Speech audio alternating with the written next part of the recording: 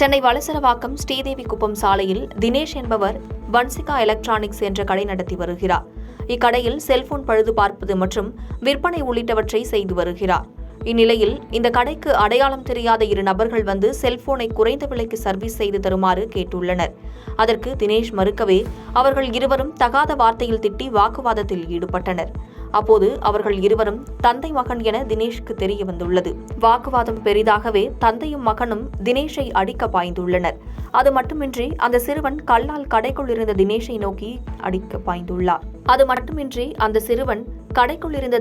அடிக்க வெளியிலிருந்து கல்லை வீசியுள்ளார். இது தொடர்பான சிசிடிவி காட்சிகள் தற்போது வெளியாகியுள்ள நிலையில் இந்த சம்பவம் குறித்து தினேஷ் காவல்துறையில் புகார் அளிக்க உள்ளதாக தெரிவித்துள்ளார்.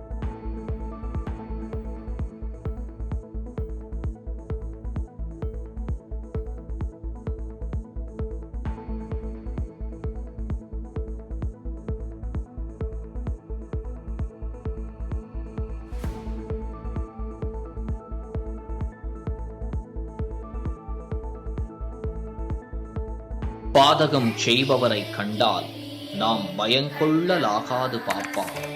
மோதி மிதித்து விடு பாப்பா, அவர் முகத்தில் உமிழ்ந்து விடு பாப்பா. அண்மை செய்திகளை உடனுக்குடன் தெரிந்து கொள்ள இணைந்திருங்கள் இயம்நாடு தொலைக்காட்சியுடன்.